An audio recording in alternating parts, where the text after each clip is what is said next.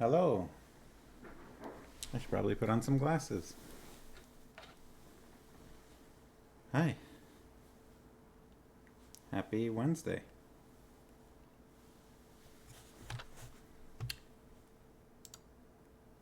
It's the 19th of April. And I have a cute puppy. He's had an itchy ear the past couple of days. I honestly think he might have had it last Friday, because I remember during that stream I was like, oh, yeah, he's shaking his head like that because his ear's itchy. I remember last Friday being like, oh, one of his ears is pointing a different direction or something. It's lopsided. He's been scratching it a lot and rubbing it on things. How are you? Man, this tile looks bright on camera, doesn't it? Comes across real bright. Not very centered. Well, thanks, Sharkies. I thought, last stream in this house, might as well dress up.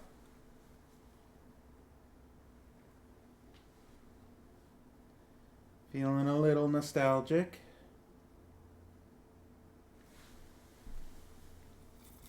Puppy is waiting patiently.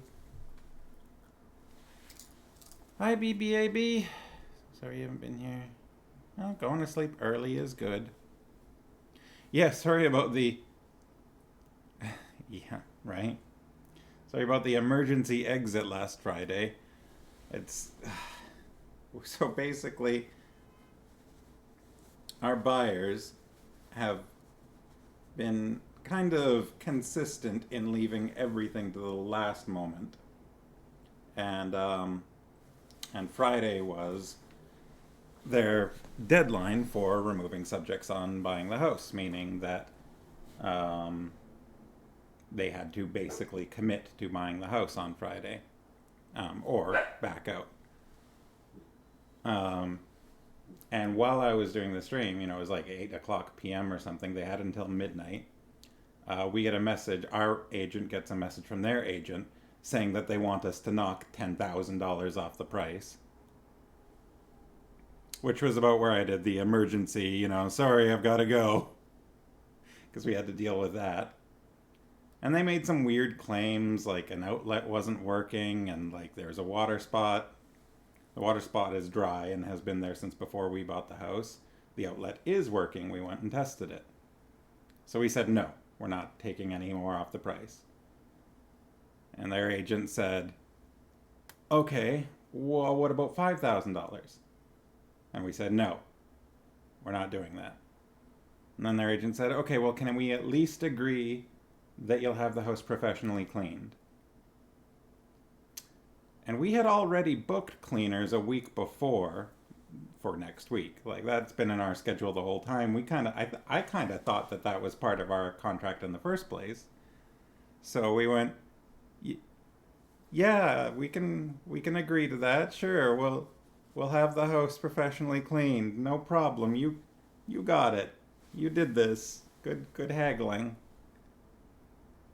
And then after that, it was still 11:36 p.m. They had until midnight. It was 11:36 p.m. when they finally removed subjects. Right? Yeah, that's exactly like.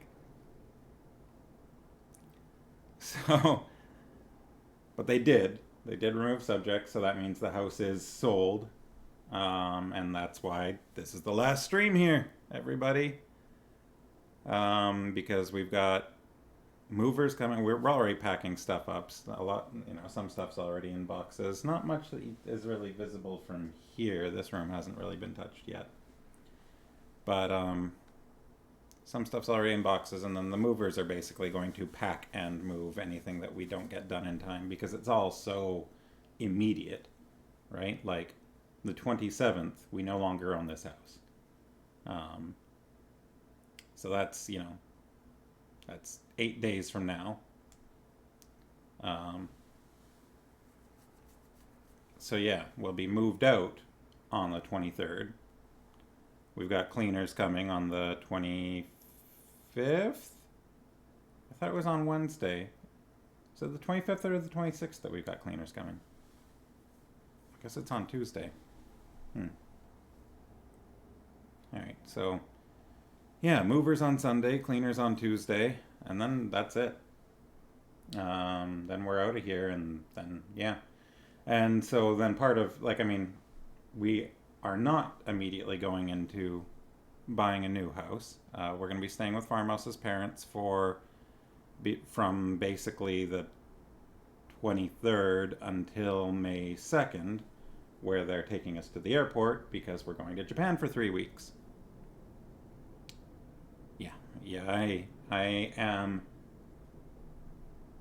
relieved that we've got both cleaners to do packing, or sorry, movers to do packing and moving, and cleaners to clean the house, because I don't need any more stress right now.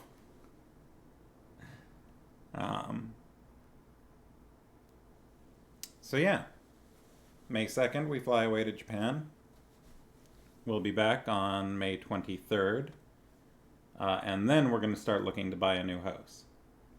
Maybe after that, at some point, I will try to come back and do a stream or two in the interim if I've got the setup, appropriate to do so, if I've got my computer and camera and everything.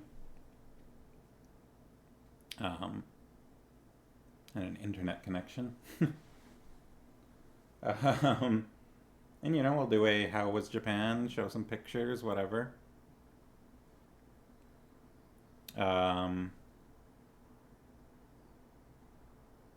But that's dependent on a lot of factors. And then we're going to start looking for a new house at that point. So it'll probably be, June or July before we've actually got a new house. If we're lucky, if we find something that soon. We're not going to rush into it. We're going to take our time and try to find the right place. Something that meets all of our requirements, is a little quieter than it is here. Closer to... It's a long time to go without an Henny-Hug. I'm sorry. I feel pretty bad. Like, I like doing these streams, so it's like, it feels weird saying it's going to be months before I do another one.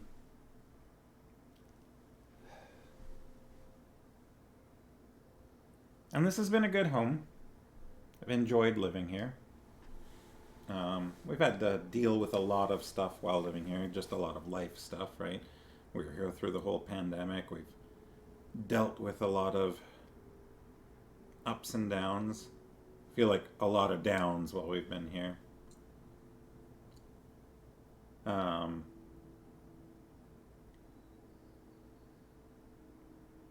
So it's going to be a little odd in that regard, leaving this place behind. I feel bad for the puppy. I feel sad for the puppy. This has been Benebic's home for the entire time that we've had him. He hasn't lived anywhere else with us. We bought this house. We drove down to Seattle. We picked him up from the airport. We came back here and we slept on the floor. Our first night here was his first night here. And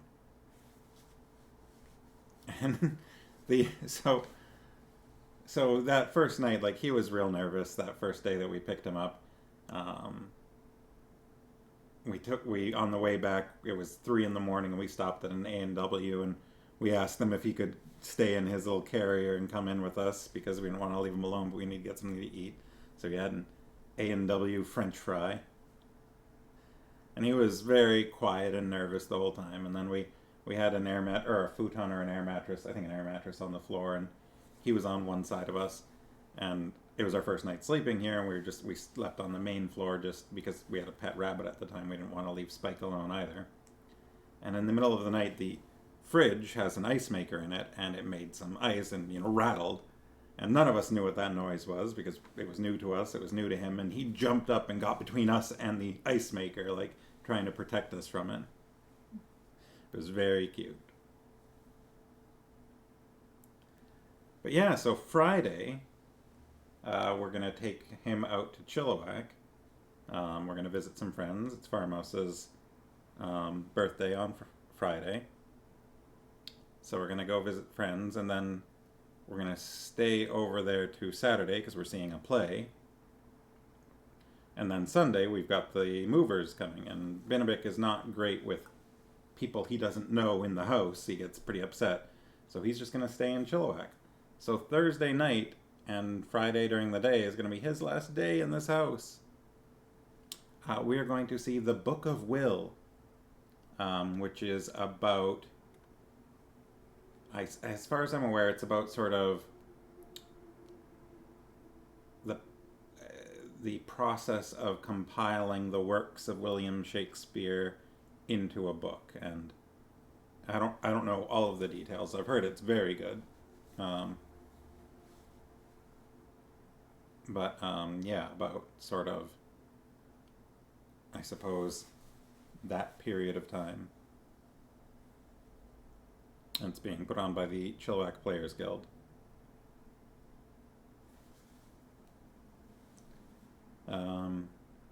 Seen some pictures of their set. It looks amazing. Some of their props. Apparently, you know, it's about making a book, so part of it is a printing press. And I guess rather than make a facsimile of a printing press for a prop, they couldn't find one to use anywhere, so they constructed a functional printing press to use. In period. In July. When in July? Around what time? We will definitely do that, yes.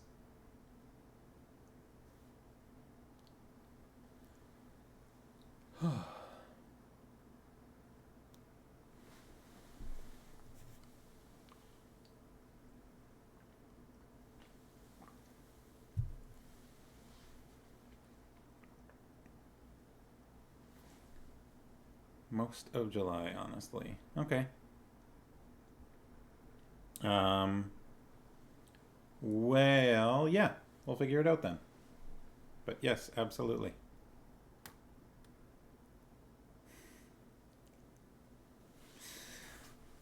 You know what? I'm sure I've actually seen that at some point.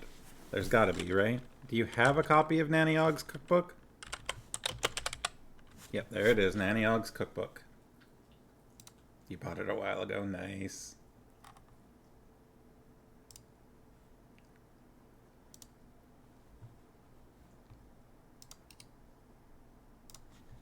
This is the Amazon.ca link.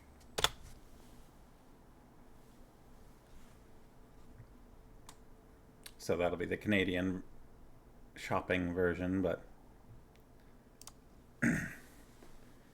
let's see. Steel yourselves. Nanny Ogg is passing on some of her most interesting recipes and her most refined wisdom.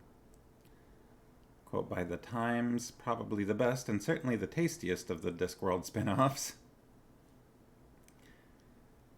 They say the way to a man's heart is through his stomach, which just goes to show they're as confused about anatomy as they generally are about everything else. Unless they're talking about instructions on how to stab him, in which case a better way is up and under the rib cage. Nanny Ogg. Nanny Ogg, one of Discworld's most famous witches, is passing on some of her huge collection of tasty and above all interesting recipes. But in addition to the delights of the strawberry wobbler and Nobby's mum's distressed pudding, a little odd. I'm sure Nobby and Nanny Ogg have never met.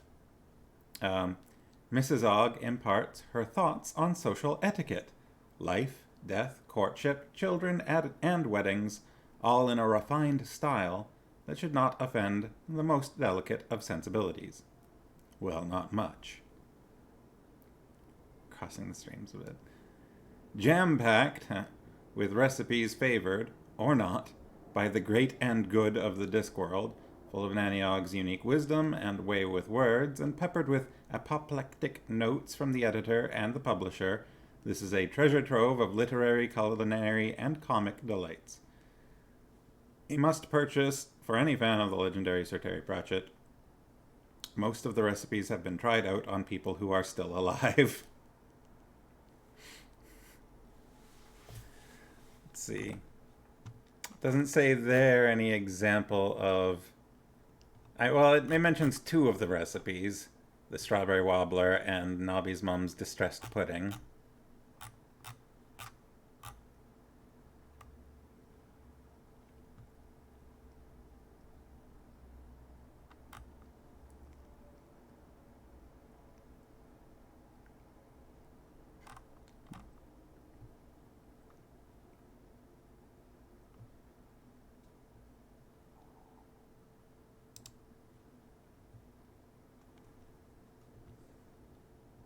I'm just looking at the on the reviews to see if anybody mentions any of the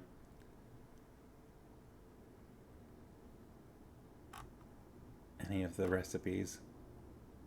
Yeah, whatever. That does look fun. I hope you do try some of the recipes, and of course, we'll need to know how that goes. Take pictures. Oh. Haven't made anything yet.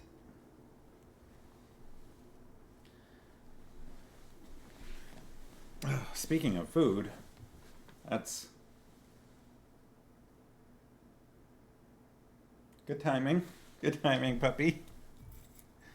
Ben's like, I like speaking of food. It is high up on the shelf with your Discworld books rather than with your cookbooks. Took you a bit to grab it. I don't have that, but just a second. I'm just going to walk over to the kitchen here.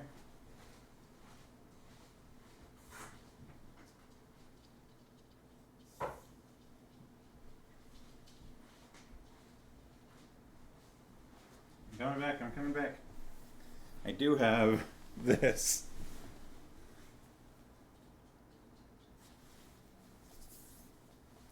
Got a nice cover, doesn't it?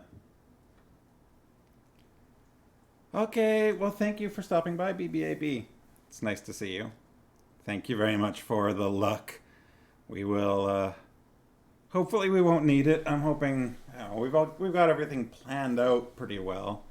So, hoping it all goes according to said plan. Second recipe is banana soup surprise. All right, have a good sleep, BBAB. If I can, I'll pop in on some of your streams, so stay in touch that way. Banana soup surprise. Soup. It's got bananas in it.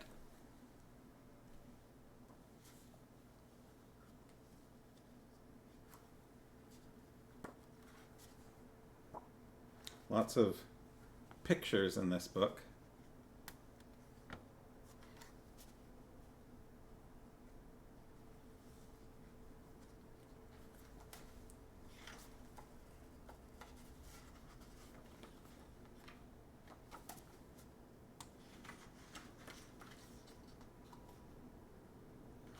Let's see. So it's interesting because this is how it's broken up. So you got an introduction about the book, creating food and water, world of flavor, tips for magical cooking, and then it's broken up into human cuisine, elven cuisine, dwarven cuisine, halfling cuisine, uncommon cuisine, and then elixirs and ales. So I found that was sort of an interesting way to divide the book. I wonder what, to them, distinguishes human cuisine.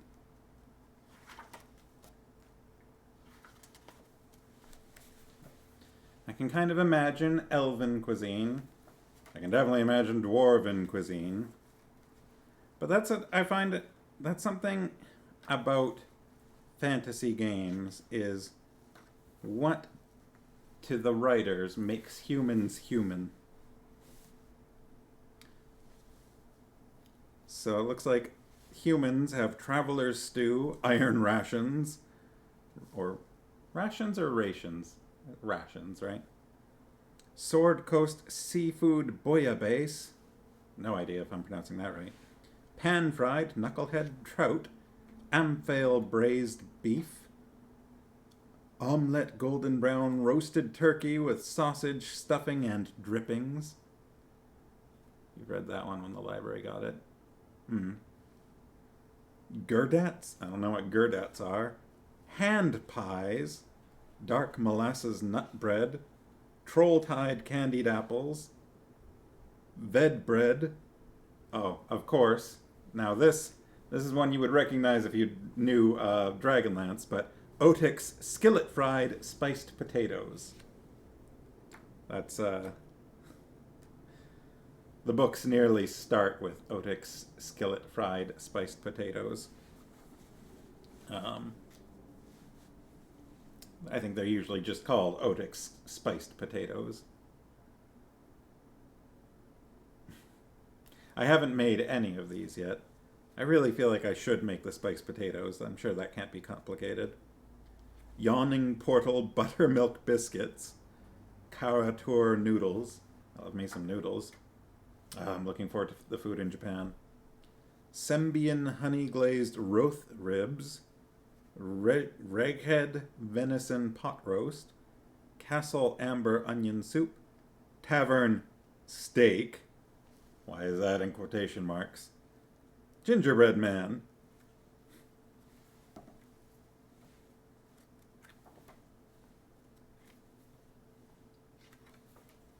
I want to find out why it's steak in quotation marks. Is it like an imitation steak? Tavern steak. Quick to prepare and highly flavorful, these juicy patties are made of mixed ground meats. Oh, I see, it's a hamburger. It's a complicated hamburger. It's a very gourmet sounding hamburger. But that's why.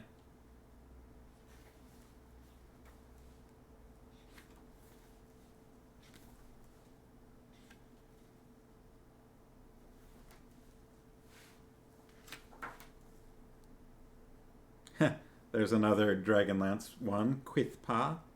That's an elven food in Dragonlance.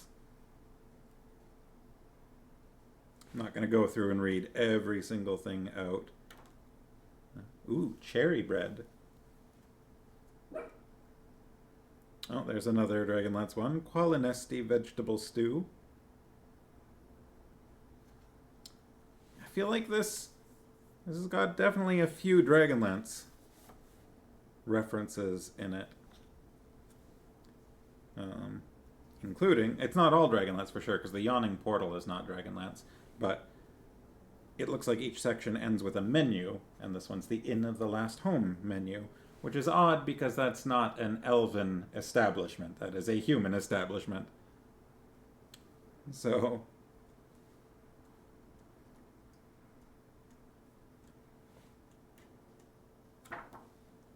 dragon salmon.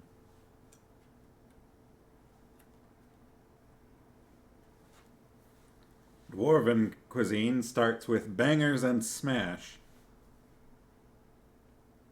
Miner's pie. Corned beef and cabbage. Oh no, Gully Dwarf home-style porridge.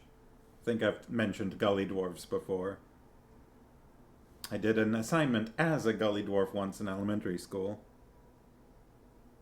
Orange Mountain Duck. Plate of gold.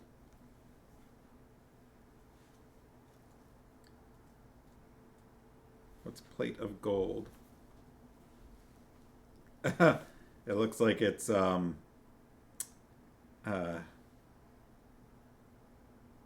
drawing a blank on the name. Japanese, deep fried, not teriyaki. Blah blah blah. It's this. What's the word? Tempura, that's it. Thank you. I was drawing a blank there. You were thinking it. Oh no, it's a tavern steak, T-A-V, not C-A-V. Onion rings. Well, there's also yams in there. The description says, dwarves aren't known for eating their vegetables, but when the vegetables are drenched in a salty golden batter and oil fried until crisp, they can't get enough of them. Don't forget to finish these fried delights with a dousing of golden sauce, a syrupy sweet confection. Okay, so it's a little different. That's not tempura sauce. Laced with a citrus accent. This dish is particularly popular among surface dwarves who have greater access to fresh produce and root vegetables. I guess it's a sweet and sour sauce. And yeah, tempura. It's called tempura on the recipe.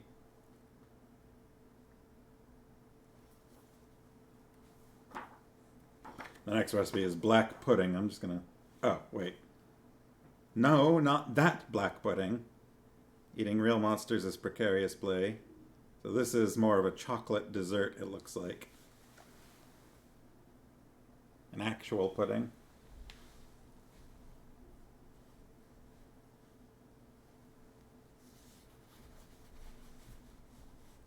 Oh, it's actually like a mocha pudding, I think. Includes 1/4 cup instant espresso powder. It is not a vegan recipe, that's for sure. Halfling cuisine. Starts with community cheeses. Why do I feel like that's going to be a Kender recipe?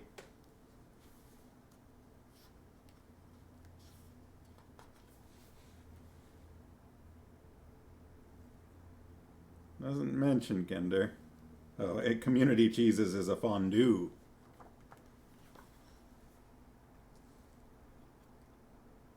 Chicken something dumplings. Melted cheeses with chunky tomato broth. Is that going to be a grilled cheese, probably? Everything soup. Honeyed ham with pineapple gravy. Heartland's rose apple and blackberry pie. Honey drizzled cream puffs. Ooh. Yeah, that's a grilled cheese, all right.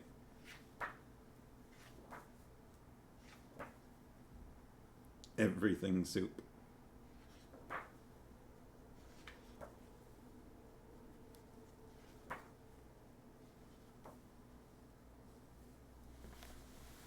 Cream puffs.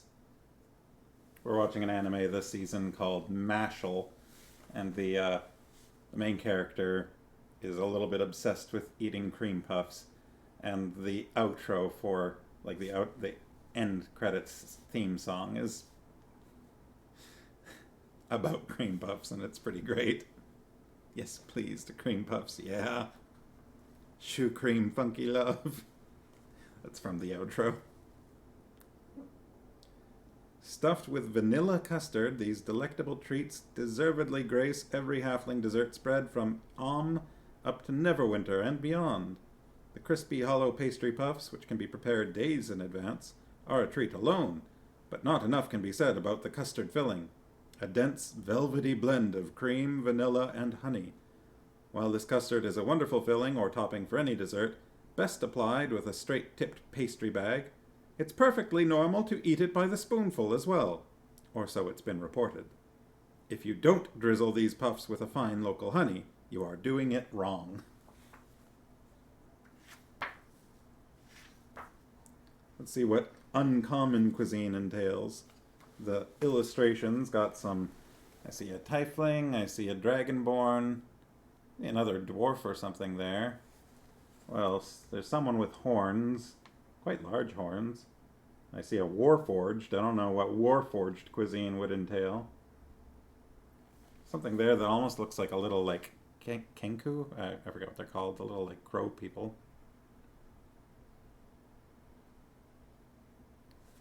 Nice little marketplace illustration. Tiefling or tiefling? I've heard it both ways. I think people more often say tiefling. Archon the Cruel's flame-roasted halfling chili.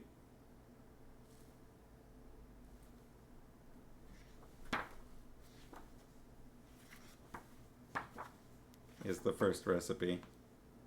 Meat for the meat god. That's not D&D. Understandably, the preparation of halfling is frowned upon in many realms, but their consumption is an important part of Dragonborn cuisine. What? However, this recipe is rumored to be the personal one of Arkhan the Cruel, notorious disciple of the five-headed dragon goddess Tiamat, and thus worthy of inclusion. You won't catch this ferocious and cunning Oathbreaker paladin eating anything less than the finest halfling flesh. It really is halfling flesh chili that they are talking about. But the spices work wonderfully with any meat substitute you choose. In this instance, spicy ground turkey, or abyssal chicken, which is simmered for hours with kidney beans, allspice, cloves, cayenne, and a Vecna's handful of cocoa powder. This filling meat sauce can be consumed by the bowl or scooped on top of other beast meat or noodles. You have made, was one year on Star Wars Day, you made Skywalker scrunchies, apparently from the 70s. They were a type of cookie with cornflakes in them, and they weren't great. Oh boy. Second recipe in here is orc bacon. We watched an anime last season called Campfire Cooking in Another World, which was pretty fun. It's about this guy that gets summoned to another world along with a couple of other people, and the others are recruited as heroes because they've got, fancy special skills, but his only special skill seems to be that he can open up basically kind of like an Amazon shopping page, and he can buy stuff off of there from Earth. So he kind of ducks out of being a hero, and he goes off, and it's mainly about him and his companions traveling around and killing monsters and cooking them. Wyvern meat and things like that, black snake and whatever, and then he orders, teriyaki sauce off of this power of his and prepares meals. But he gets talked into cooking orcs because apparently it's normal on this world to eat orcs because it's very similar to pork, which he gets used to doing eventually, but I always found it very uncomfortable. Like, just because it's not human doesn't make it food. Apparently this book subscribes to a similar philosophy. Orc bacon. Fire-spiced abyssal chicken kebabs. Hard buckler stew. Twice-baked cockatrice wings. Deep gnome trilimic pods. Deep gnomes are also known as sverfneblin. There's a little bit of useless knowledge for you.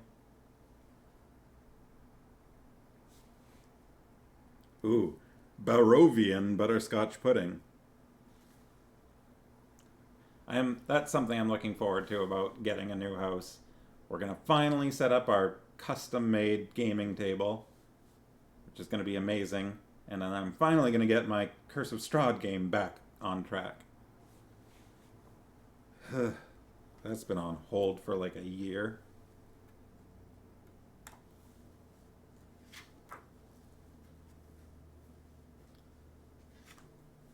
Maybe we'll make some Barovian butterscotch pudding for that.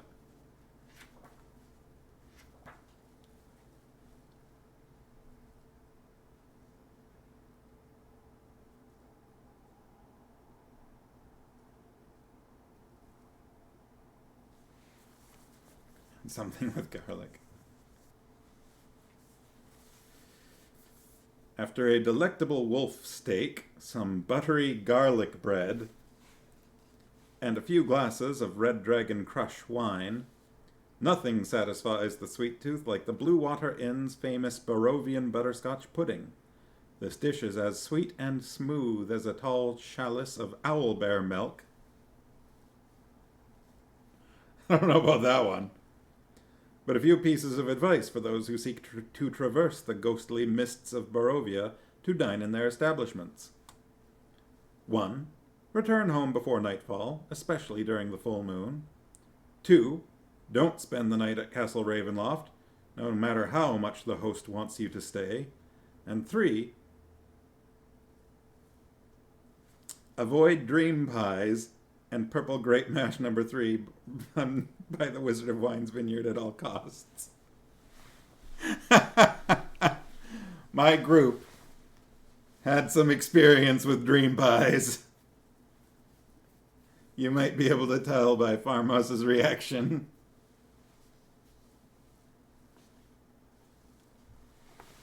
Barovian butterscotch pudding, that looks delicious. This has turned into a food stream, a recipe stream, rather than...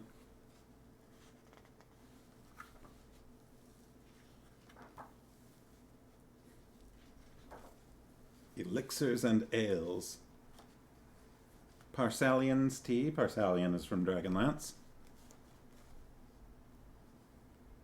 Mushroom tea. I don't know about that one. Evermead, dwarven mulled wine, cocoa broth, hot spiced cider, good berry blend. There's one called Delayed Blast Fireball. There's another called The Mind Flayer. Roll rum, potion of restoration, Czar, and a Chultan zombie.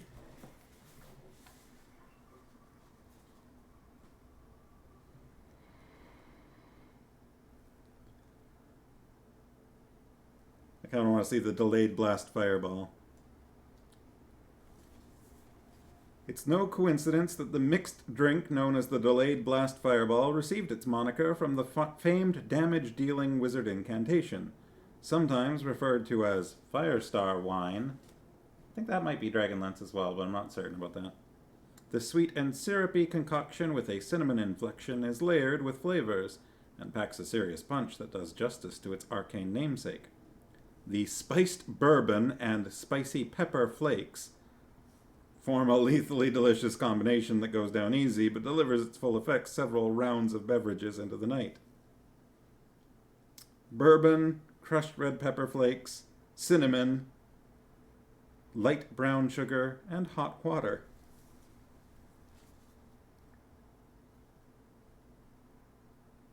Looks like the Mind Flayer is a vodka drink.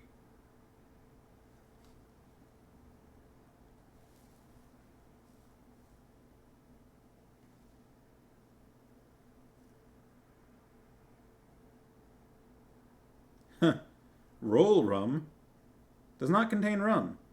It does contain sugar, water, mint leaves, ice, absinthe, and seltzer.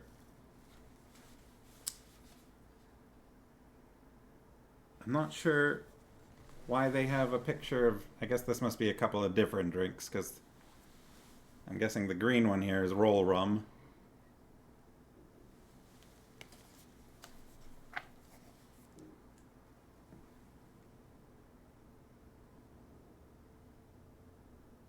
Potion of Restoration is a gin drink. Not for Farmhouse. Doesn't like gin.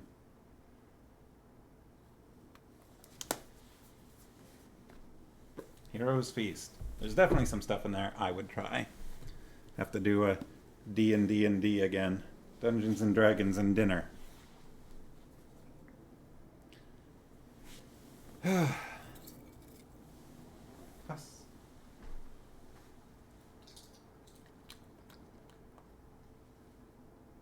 Alright.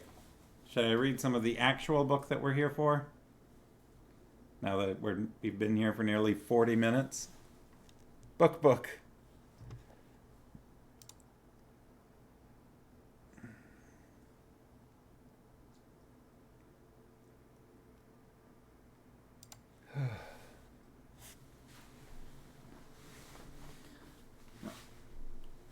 So,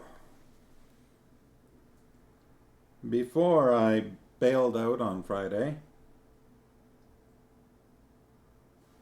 Granny Weatherwax was just getting comfortable with having a zombie around Saturday.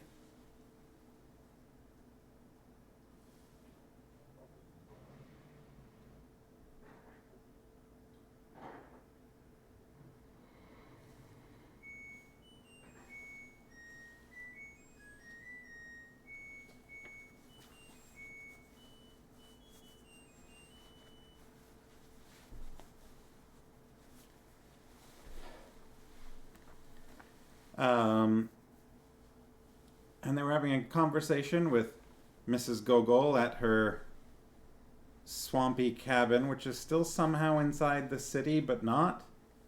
I'm a little confused as to the layout of this city in that regard.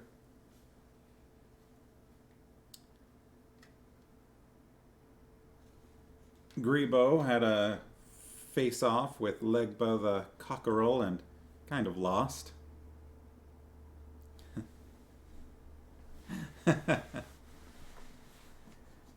And then,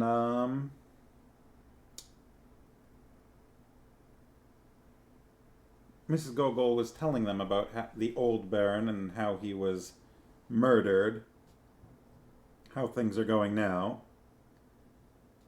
Talking about the Duke's protection, the powerful magic. And then Mrs. Gogol mentioned mirrors, and Granny Weatherwax nearly fell off her chair.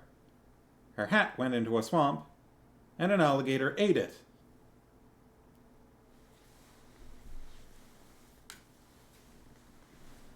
She flailed a vine around, which turned out to actually be a snake. And that's about where we stopped. Because I had to go deal with counteroffers and last-minute negotiations and shutting that nonsense down. Not that I can blame them for trying, but I can blame them for doing it so last minute. Alright. So that's where we're at. In my copy, we're on page 223.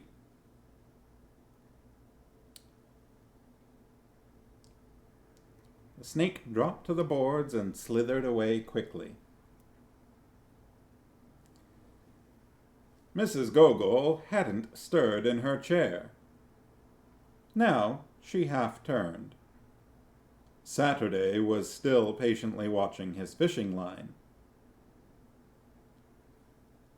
Saturday? That's not quite right. Go and fetch the lady's hat, she said. Yes'm. Even Granny hesitated at that. You can't make him do that, she said. But he's dead, said Mrs. Gogol. Yes, but it's bad enough being dead without being in bits, too, said Granny. Don't you go in there, Mr. Saturday. But it was your hat, lady, said Mrs. Gogol. Yes, but, said Granny. A hat was all it was. I wouldn't send anyone into any alligators for any hat. Nanny Ogg looked horrified. No one knew better than Granny Weatherwax that hats were important. They weren't just clothing. Hats defined the head. They defined who you were. No one had ever heard of a wizard without a pointy hat. At least, no wizard worth speaking of. And you certainly never heard of a witch without one. Even Magrat had one, although she hardly ever wore it on account of being a wet hen. That didn't matter too much. It wasn't the wearing of the hats that counted, so much as having one to wear. Every trade, every craft had its hat. That's why kings had hats. Take the crown off a king, and all you had was someone good at having a weak chin and waving to people. Hats had power. Hats were important. But so were people. Mrs. Gogol took another puff at her pipe. Saturday, that was just wrong. Saturday, go and get my best hat for holidays, she said. Yes, Mrs. Gogol. Saturday disappeared into the hut for a moment, and came out with a large and battered box securely wrapped with twine. I can't take that, said Granny. I can't take your best hat. Yes, you can, said Mrs. Gogol. I've got another hat. Oh, yes, I've got another hat, all right. Weirdly ominous thing to say. Granny put the box down carefully. It occurs to me, Mrs. Gogol, she said, that you ain't everything you seem. Oh, yes, I is, Mistress Weatherwax. I never been nothing else, just like you. You brought us here. No, you brought yourselves here, of your own free will, to help someone, ain't that right? You decided to do it, ain't that right? No one forced you, ain't that right? 'Cept yourselves. She's right about all that, said Nanny. We'd have felt it if it was magic. That's right, said Granny. No one forced us, except ourselves. What's your game, Mrs. Gogol? I ain't playing no game, Mistress Weatherwax. I just want back what's mine. I want justice. And I wants her stopped. Her who? Said Nanny Og. Granny's face had frozen into a mask. Her who's behind all this, said Mrs. Gogol. The Duke hasn't got the brains of a prawn, Mrs. Og. I mean her. Her with her mirror magic. Her who likes to control. Her who's in charge. Her who's tinkering with destiny. Her that Mistress Weatherwax knows all about. Nanny Og was lost. What's she talking about, Esme? She said. Granny muttered something. What? Didn't hear you, Nanny said. Granny Weatherwax looked up, her face red with anger.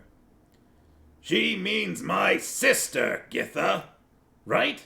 Got that? Do you understand? Did you hear?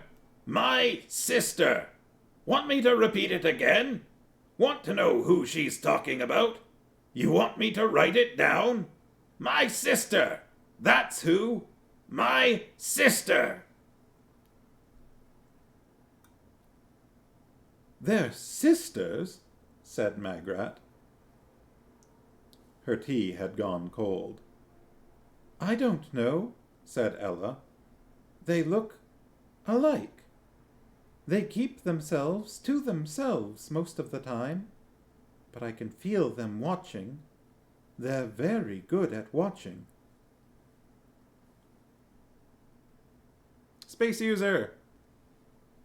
Welcome back. How's it going? How are you?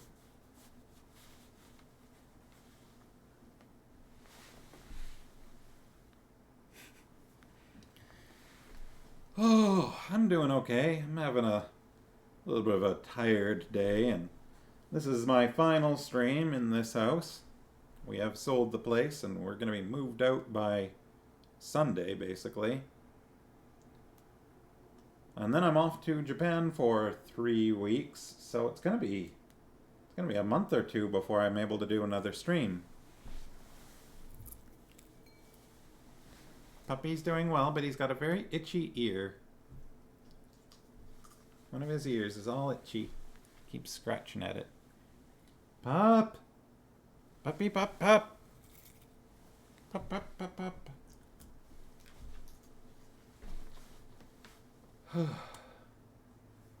So yeah, that's what's going on in my life.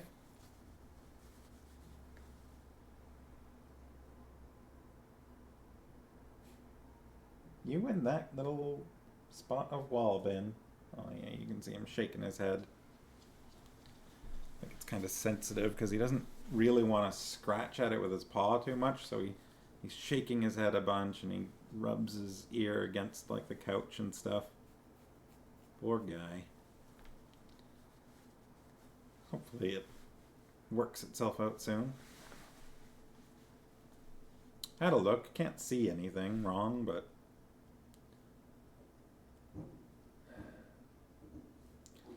So we've just had a big revelation, which I think isn't too surprising to anyone that's been paying attention. There's been enough commentary on how similar Granny Weatherwax and Lilith happen to look to each other. We've just discovered that that's because they're sisters.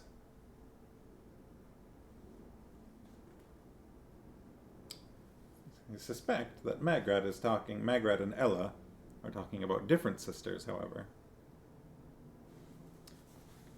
"And they make you do all the work?" she said.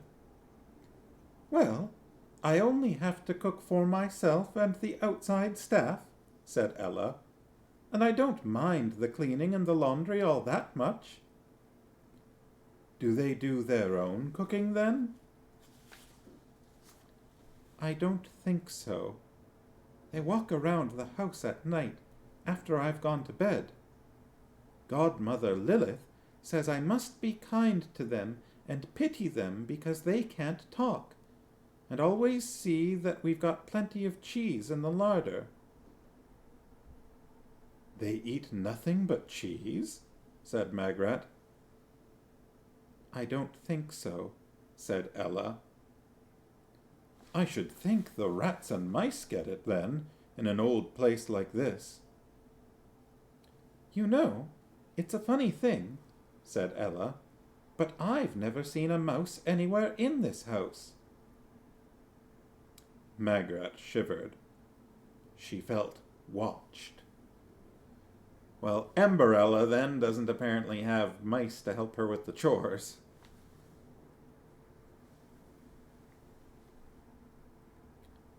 "Why don't you just walk away? I would." "Where to? Anyway, they always find me. Or they send the coachmen and grooms after me." "That's horrible." "I'm sure they think that sooner or later I'll marry anyone to get away from laundry," said Ella. "Not that the prince's clothes get washed, I expect," she added bitterly. "I expect they get burned after he's worn them." "What you want to do is make a career of your own," said Magrat encouragingly, to keep her spirits up. "You want to be your own woman. You want to emancipate yourself." "I don't think I want to do that," said Ella, speaking with caution in case it was a sin to offend a fairy godmother. "You do, really?" said Magrat. "Do I?" "Yes." "Oh." "You don't have to marry anyone you don't want to." Ella sat back. "How good are you?" she said. Well, I suppose The dress arrived yesterday," said Ella. "It's up in the big front room, on a stand so it doesn't get creased, so that it stays perfect. And they've polished up the coach specially. They've hired extra footmen, too." "Yes, but perhaps I think I'm going to have to marry someone I don't want to," said Ella. Granny Weatherwax strode up and down the driftwood balcony. The whole shack trembled to her stamping. Ripples spread out as it bounced on the water. "Of course you don't remember her," she shouted. "Our mam kicked her out when she was 13. We was both tiny then. But I remember the rows. I used to hear them when I was in bed. She was wanton." "You always used to say I was wanton when we was younger," said Nanny. Granny hesitated, caught momentarily off balance, Then she waved a hand irritably. You was, of course, she said dismissively. but you never used magic for it, did you? Didn't have to, said Nanny happily. An off-the-shoulder dress did the trick most of the time. Right off the shoulder and onto the grass, as I recall, said Granny. No, she used magic. Not just ordinary magic, neither. Oh, she was willful. Right off the shoulder and onto the grass.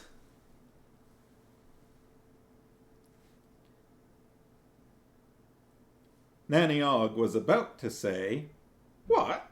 You mean not compliant and self-effacing like what you is, Esme?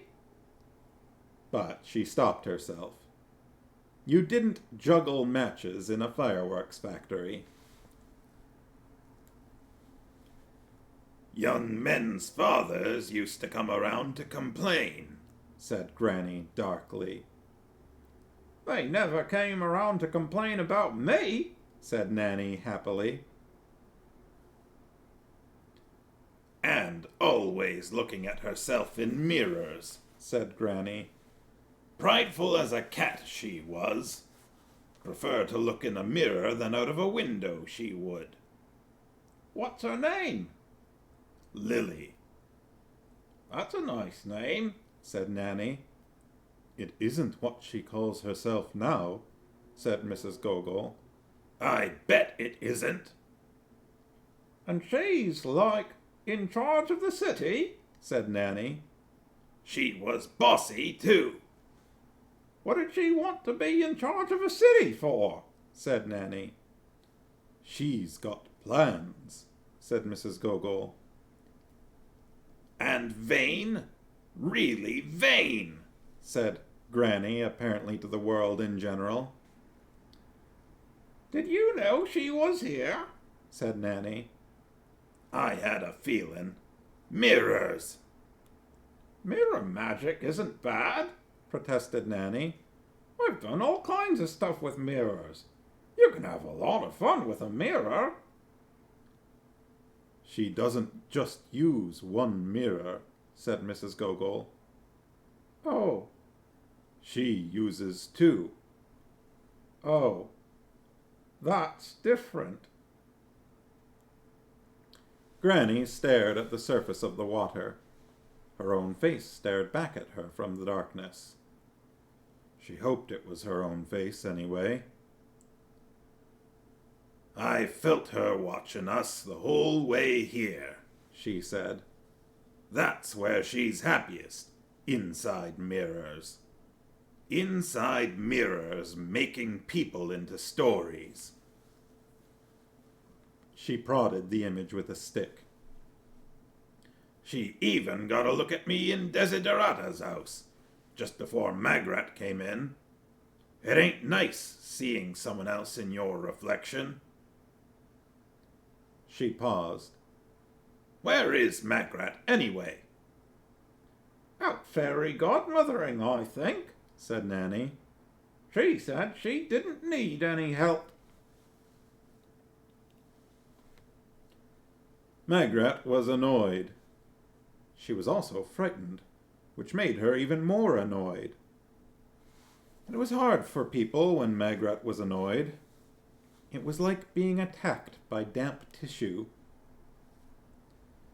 You have my personal word on it, she said. You don't have to go to the ball if you don't want to. You won't be able to stop them, said Ella darkly.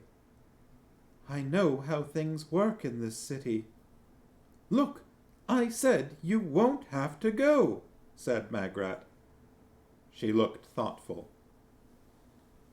There isn't someone else you'd rather marry, is there?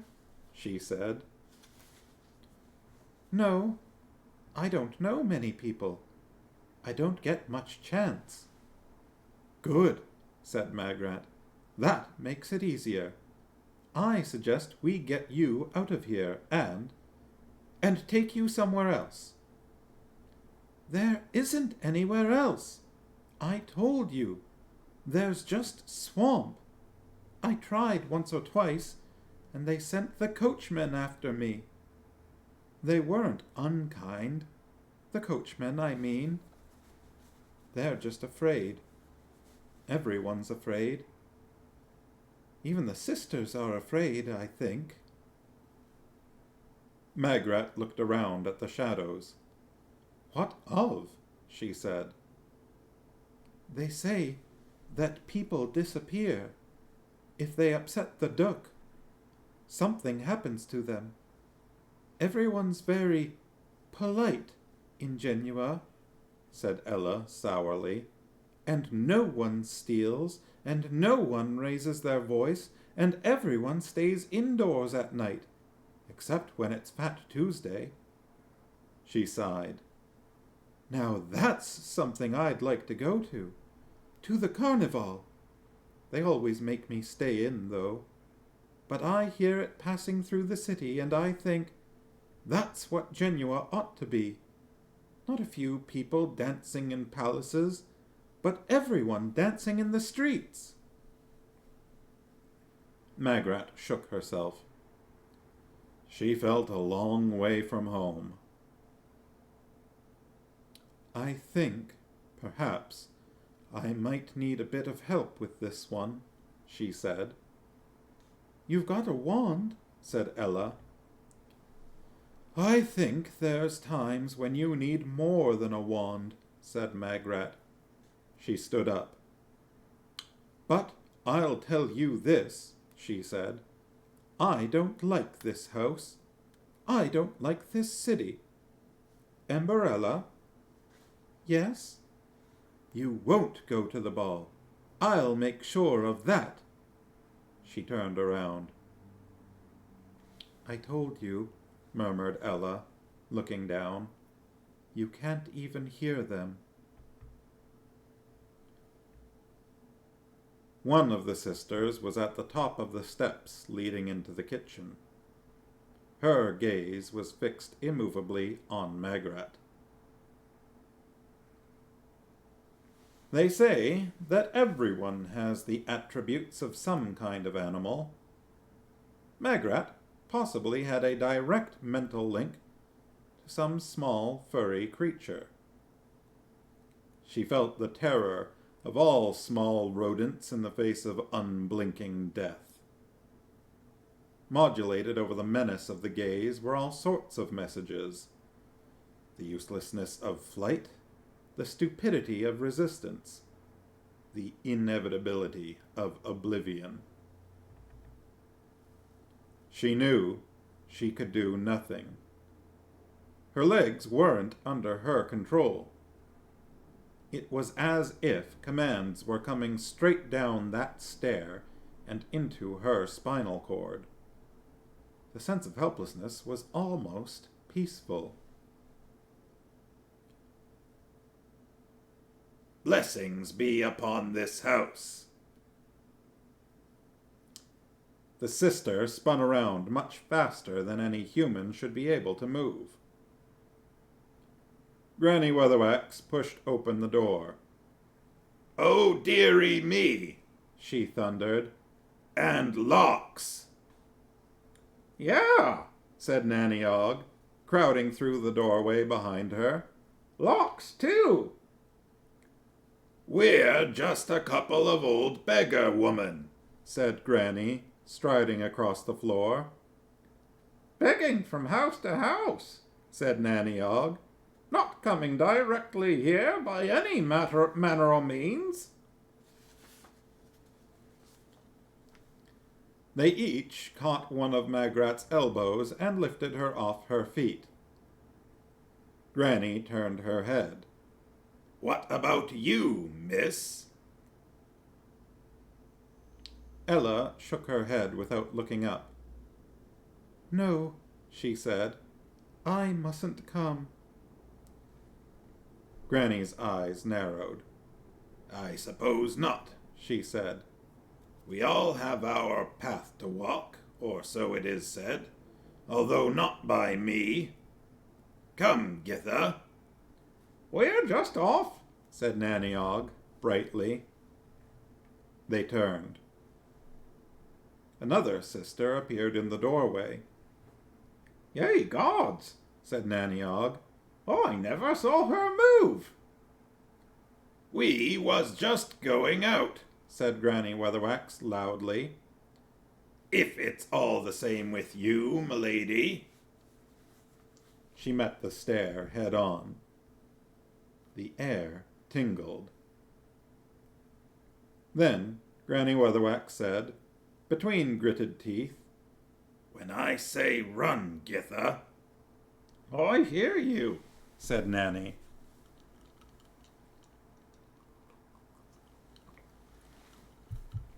Granny groped behind her and found the teapot Magrat had just used. She weighed it in her hands, keeping the movements slow and gentle. Ready, Githa. Waitin', Esme. Run! Granny hurled the teapot high into the air. The heads of both sisters snapped around. Nanny Og helped the stumbling Magrat out of the door. Granny slammed it shut as the nearer sister darted forward, mouth open. Too late. We're leaving the girl in there, shouted Nanny as they ran down the drive. They're guarding her, said Granny. They're not going to harm her. I ain't seen teeth like those on anyone before, said Nanny. That's 'cause they ain't anyone. They're snakes.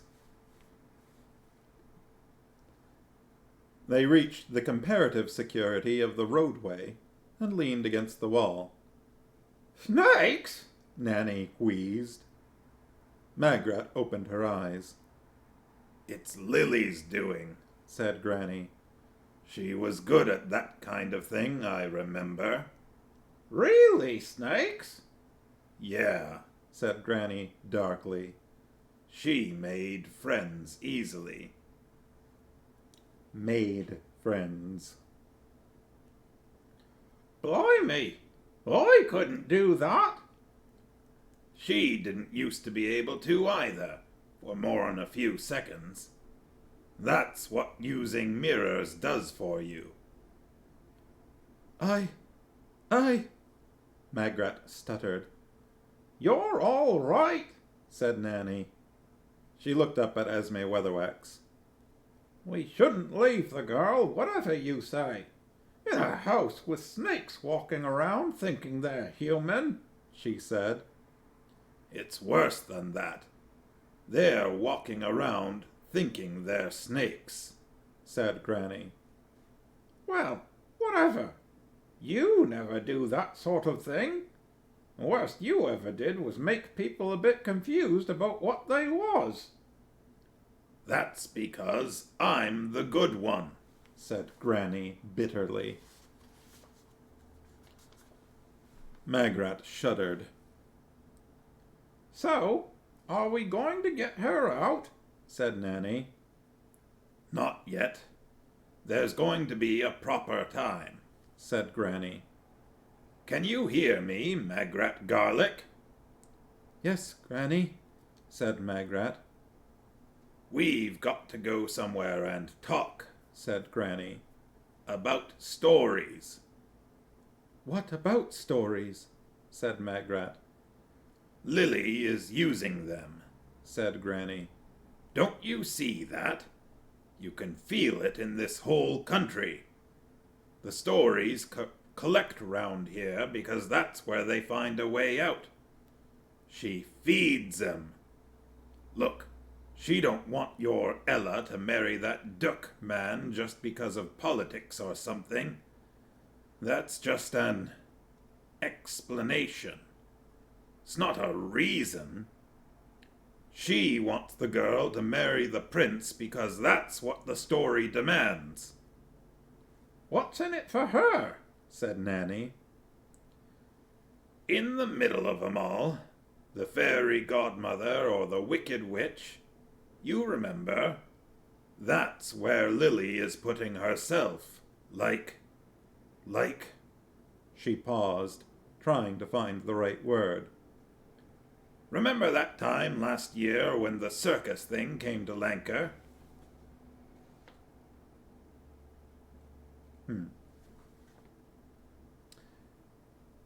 I was thinking that might have been the previous book, but I don't think it is. I remember, said Nanny.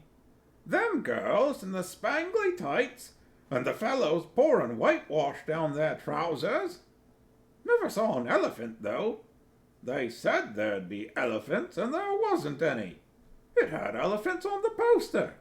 I spent a whole tuppence, and there wasn't a single Yes, but what I'm saying, said Granny as they hurried along the street, is there was that man in the middle, you remember, with the mustache and the big hat. Him? But he didn't do anything much, said Nanny. He just stood in the middle of the tent, and sometimes he cracked his whip, and all the acts just went on around him. That's why he was the most important one there, said Granny. It was the things going on around him that made him important. What's Lily feeding the stories? Said Magrat. People, said Granny. She frowned. Stories, she said. Well, we'll have to see about that. Yeah. Yeah, I thought maybe they were just mixing words or something there, but no, it was a different thing. Because I was kind of thinking last year. That feels too recent for the previous book.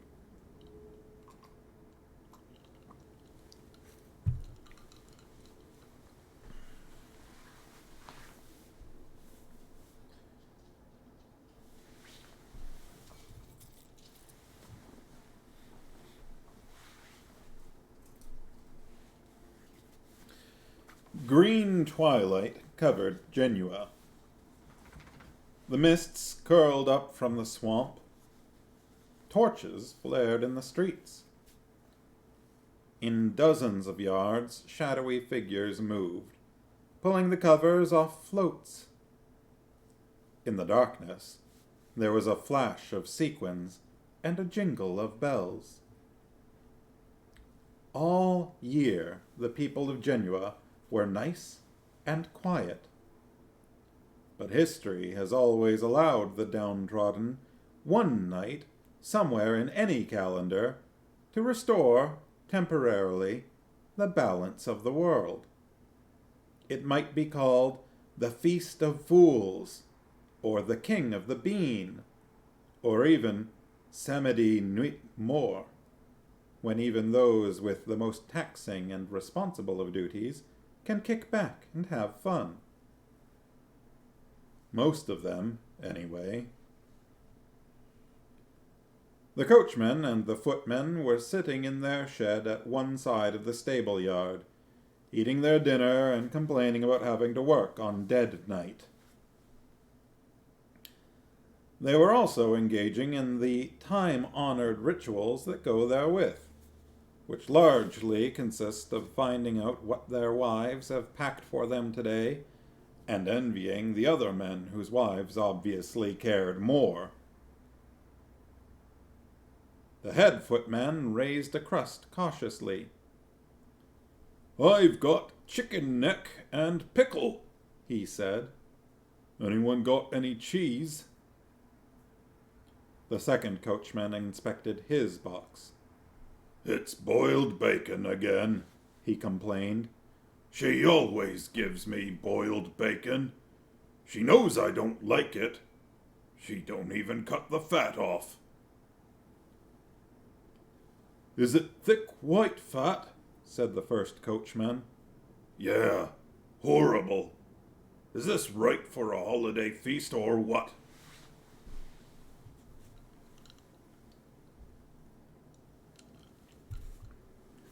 "I'll swap you a lettuce and tomato." "Right. What you got, Jimmy?" The under-footman shyly opened his perfect package.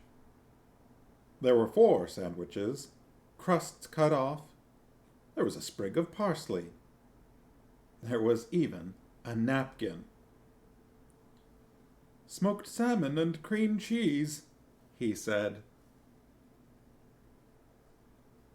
"And still a bit of the wedding cake," said the first coachman. "Ain't you et that all up yet?" "We have it every night," said the under footman.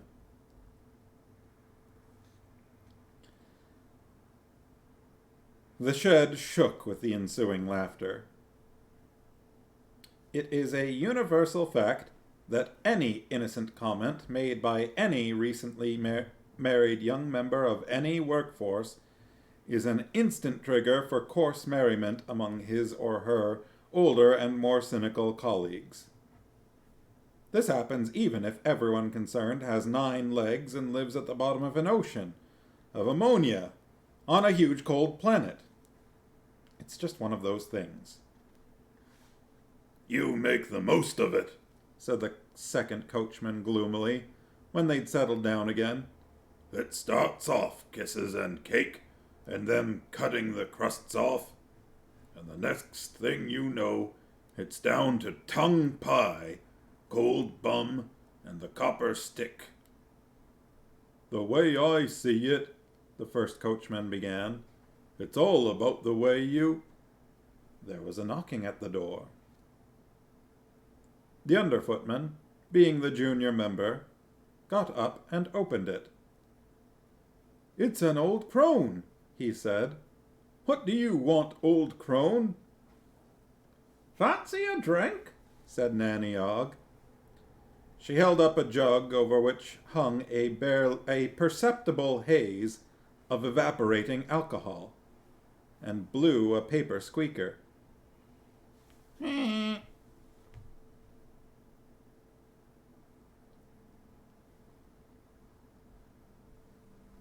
Boomer humor.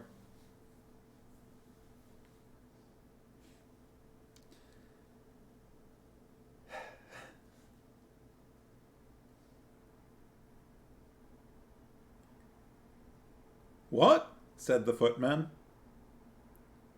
Shame on you, shame for you lads to be working. It's a holiday. Whoopee! "What's going on?" the senior coachman began, and then he entered the cloud of alcohol. "Gods! What is that stuff?" "Smells like rum, Mr. Travis."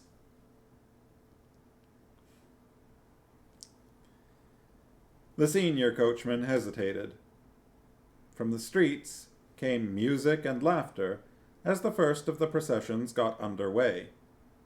Fireworks popped across the sky. It wasn't a night to be without just a sip of alcohol. "What a nice old lady," he said. Nanny Ogg waved the jug again. Up your eye, she said. Mud in your bottom.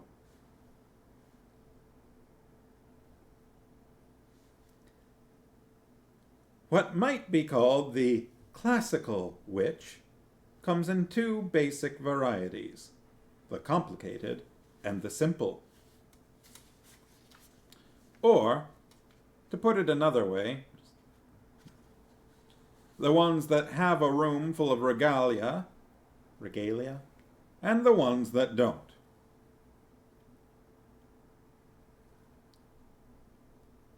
Magrat was by inclination one of the former sort. For example, take magical knives. She had a complete collection of magical knives, all with the appropriate colored handles and complicated runes all over them. It had taken many years under the tutelage of Granny Weatherwax for Magrat to learn that the common kitchen bread knife was better than the most ornate of magic knives. It could do all that the magical knife could do, plus you could also use it to cut bread. Every established kitchen has one ancient knife, its handle worn thin, its blade curved like a banana, and so inexplicably sharp that reaching into the drawer at night is like bobbing for apples in a piranha tank. Magrat had hers stuck in her belt. Currently, she was 30 feet above the ground, one hand holding onto her broomstick, the other onto a drain pipe, both legs dangling. Housebreaking ought to be easy when you had a broomstick, but this did not appear to be the case. Finally, she got both legs around the pipe and a firm grip on a timely gargoyle. She waggled the knife in between the two halves of the window and lifted the latch. After a certain amount of grunting, she was inside, leaning against the wall and panting. Blue lights flashed in front of her eyes, echoing the fireworks that laced the night outside. Granny had kept on asking her if she was sure she wanted to do this, and she was amazed to find that she was sure. Even if the snake women were already wandering around the house. Being a witch meant going into places you didn't want to go. She opened her eyes. There was the dress, in the middle of the floor, on a dressmaker's dummy.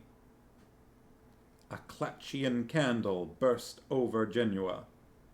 Green and red stars exploded in the velvet darkness and lit up the gems and silks in front of Magrat. It was the most beautiful thing she had ever seen. She crept forward, her mouth dry. Warm mists rolled through the swamp. Mrs. Gogol stirred the cauldron. "What are they doing?" said Saturday. Stopping the story, she said. Or maybe not. She stood up. One way or another, it's our time now. Let's go to the clearing. She looked at Saturday's face. Are you frightened? "I know what will happen afterward," said the zombie. "even if we win." We both do. But we've had 12 years. Yes, we've had 12 years. And Ella will rule the city. Yes. In the coachman's shed, Nanny Og and the coachman were getting along, as she put it, like a maison en flambe. The underfootman smiled vaguely at the wall and slumped forward. That's young people today, said the head coachman, trying to fish his wig out of his mug. Can't hold their drying stuff. Have a hair of the dog, Mr. Travis, said Nanny, filling the mug. Or scale of the alligator, or whatever you call it in these parts. Reckon, said the senior footman, we should be getting the coish ready. What say? Reckon you got time for one more yet, said Nanny Og. Ver generous, said the coachman. Ver generous. Here's looking at you, Mrs. Goo. Magrat had dreamed of dresses like this. In the pit of her soul, in the small hours of the night, she'd danced with princes.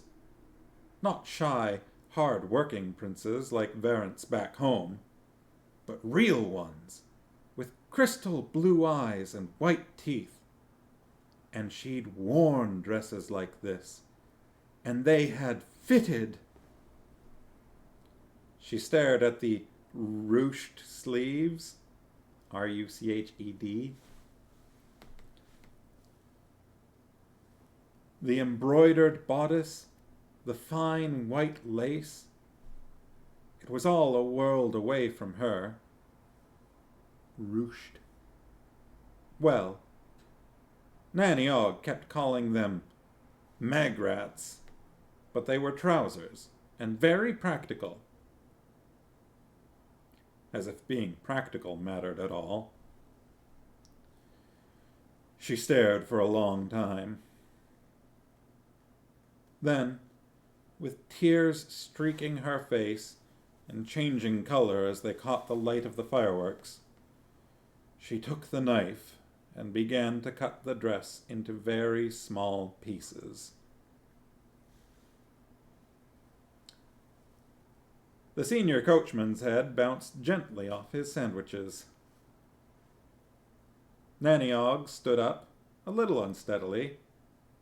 She placed the junior footman's wig under his slumbering head, because she was not an unkind woman. Then she stepped out into the night.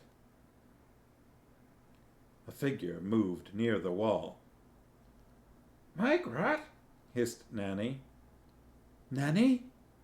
did you see to the dress? Have you seen to the footman? Right then. Said Granny Weatherwax, stepping out of the shadows. Then there's just the coach. She tiptoed theatrically to the coach house and opened the door. It grated loudly on the cobbles. Shiz, Said Nanny.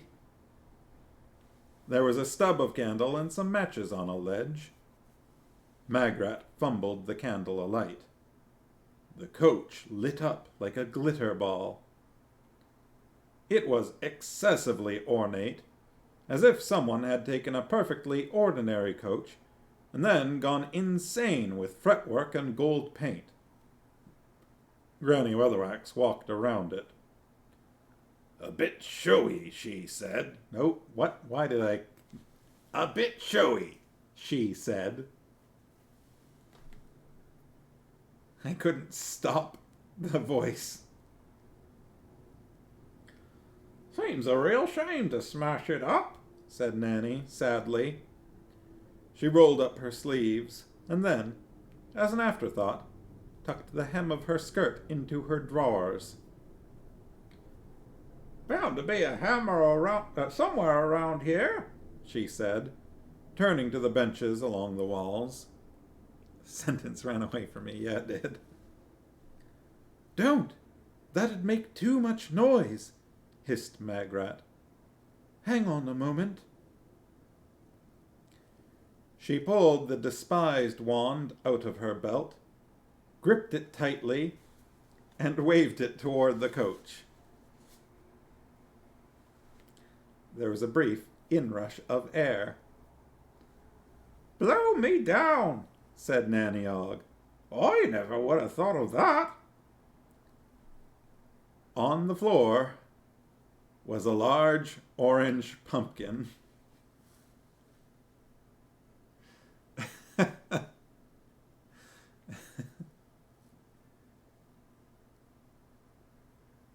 It was nothing, said Magrat. That was also the long game, yep. Turned the coach into a pumpkin. It was nothing, said Magrat, risking a touch of pride. Ha! That's one coach that'll never roll again, said Nanny. Hey, can you do that to the horses, too? Said Granny. Magrat shook her head. I think that would be very cruel. You're right, said Granny. No excuse for cruelty to dumb animals. The two stallions watched her with equine curiosity as she undid the loose box gates. Off you go, she said. Big green fields up there somewhere. She glanced momentarily at Magrat. You have been horse-sipated.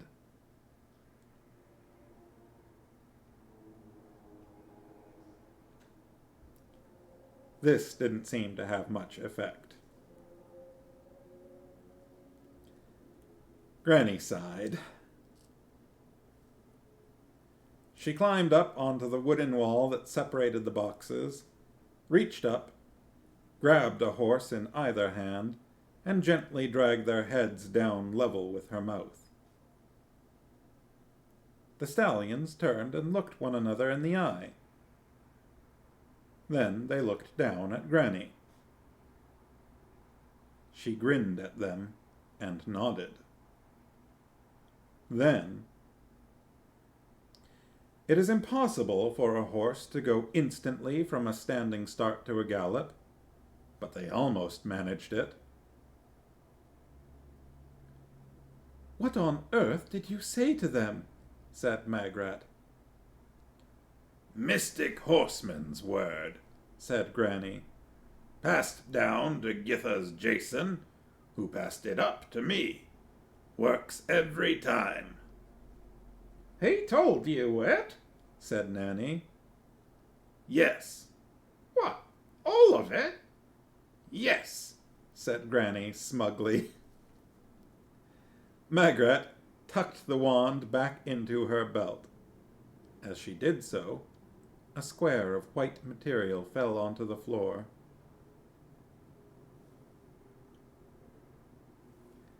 White gems and silk glimmered in the candlelight as she reached down hurriedly to pick it up, but there wasn't a lot that escaped Granny Weatherwax. She sighed.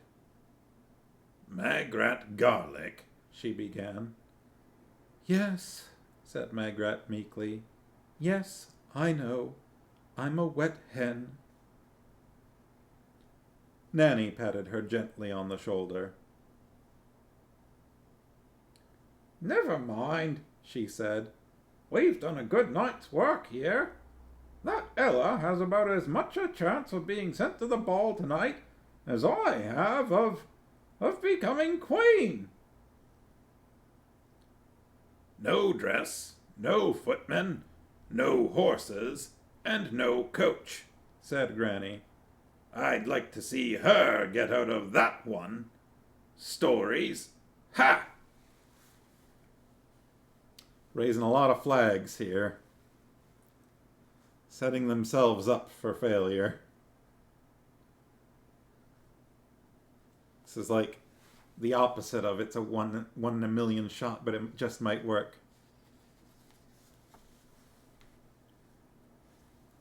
"So, what are we going to do now?" said Magrat, as they crept out of the yard. "It's fat lunchtime," said Nanny. "Hot diggity pig!" Grebo wandered out of the darkness and rubbed against her legs.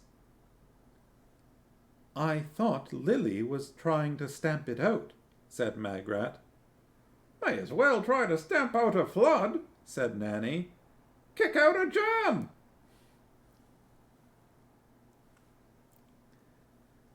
I don't agree with dancing in the streets, said Granny. How much of that rum did you drink? "Oh, come on, Esme," said Nanny. "They say if you can't have a good time in Genua, you're probably dead." She thought about Saturday. "You can probably have quite a bit of fun. You can probably have a bit of quiet fun, even if you are dead in Genua."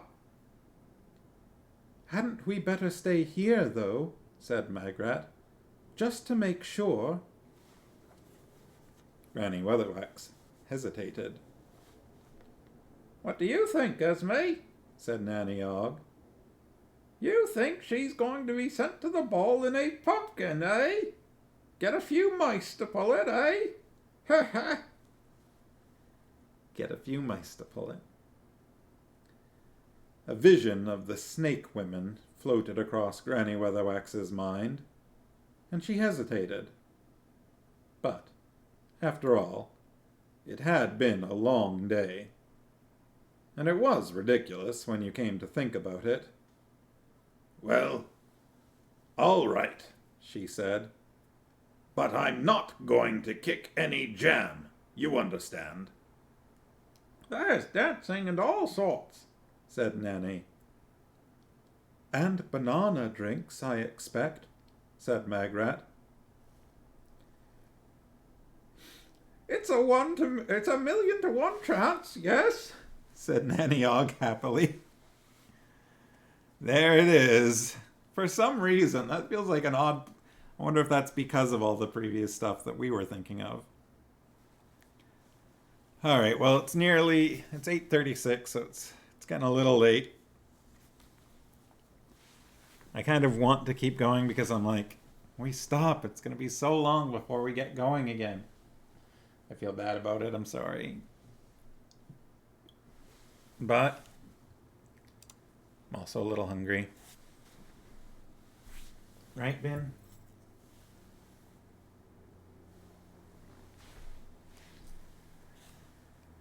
It's Wednesday.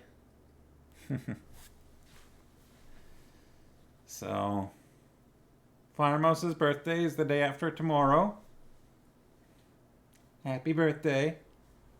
We went to the concert already. That was... You got an itchy butt?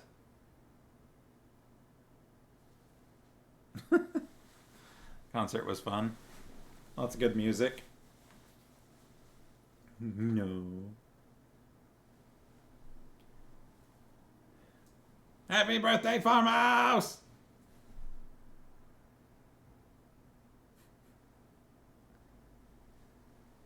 And then we're seeing the play on Saturday, and then we've got movers on Sunday, and then we've got cleaners on Tuesday.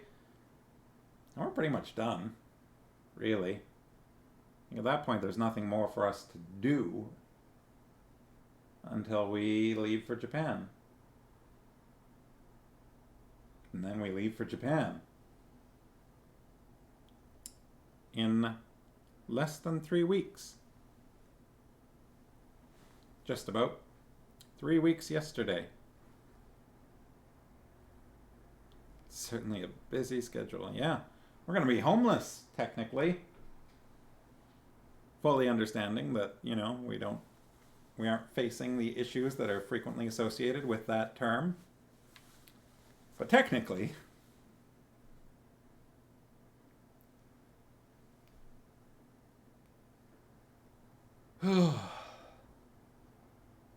vagrants.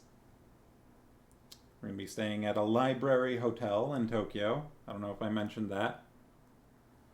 The Shiba Park Hotel, which is named after Shiba Park, which is named after Prince Shiba. No idea if there's a relation. But yeah, it's called a library hotel because it's got a lot of books that you can read while you're there. I don't know how many of them are in a language that I'll be able to read. I mean, I don't think that English is uncommon in Japan, I would guess. Especially considering they have like a high tea service at the hotel. I would guess they have at least some books in English. Yeah, library hotel. We've got tickets to the Studio Ghibli Museum. I don't think we have anything else set in stone for Tokyo. It's just going to be a lot of exploring, going to... There's a 12-floor stationery store. 12 floors stationery store. We're going to visit that. Just for fun. Lots of restaurants, things like that. And then we've got a night at an onsen at a hot spring hotel. Yeah. I'm guessing there'll probably be lots of manga and stuff too. And then Kyoto for 2 weeks. It's gonna be fun. We'll take lots and lots of pictures. If you have anything particular you want for a souvenir, let us know. We've been telling that to everybody. We might need to FedEx the souvenirs back ahead of time or something. Yeah. Thank you very much. So, Have a good rest of the week. Have a good rest of the month. Have a good month after that. Have a good May. Have a good rest of April. Have a good May. And we'll see if I can manage a stream before June. And yeah, we'll do that. We'll send you some pictures. And yeah, break a leg with the rehearsals, Mr. Sharkey.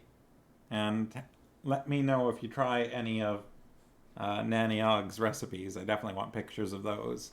Let me know if you ever try to get started on that hat too. All right.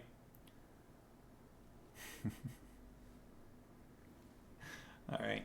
Well, we'll stay in touch, and I'll be back here. I don't know, in a few months. That is a long-term project. Yeah, that's kind of what I figured. All right. Okay, puppy. Last stream snacks for a while. Let me get him. Missed one. Okay. Good night, everyone. Talk to you later. Bye.